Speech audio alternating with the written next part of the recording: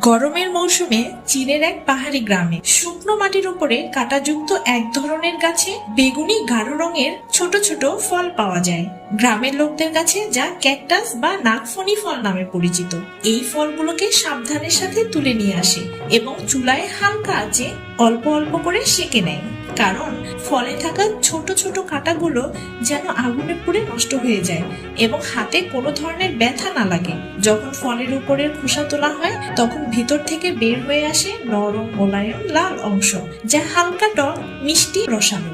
এই ফলগুলোকে একটি ব্লেন্ডারের জারে নিয়ে ব্লেন্ড করে বানানো হয় ঘন গাঢ় জুস। এবার ছাঁকনিতে থেকে এই জুসের সাথে মেশানো হয় স্বাদ মতো চিনি ও স্টার্চ। এই মিশ্রণকে এবার চুলায় হালকা আঁচে রান্না করা হয় যতক্ষণ না এটি ঘন ও গাঢ় হয়। পরে এই মিশ্রণকে একটি ট্রেতে ঢেলে ঠান্ডা করা হয় আর উপর থেকে সাজানো হয় কিউই ও অরেঞ্জের পাতলা স্লাইস দিয়ে, যা লাল জেলির উপরে সবুজ ও কমলা রঙের পারফেক্ট কম্বিনেশন তৈরি করে। যখন এটি পুরোপুরি জমাট বেঁধে যায় তখন চাকু দিয়ে চারকোনা শেপে কেটে নেওয়া হয়। হালকা মিষ্টি স্বাদের বিভিন্ন ফলের সুগন্ধযুক্ত নরম নরম জেলি, যা গরমের দুপুরে নিয়ে আসে ঠান্ডা ও প্রশান্তির স্বাদ।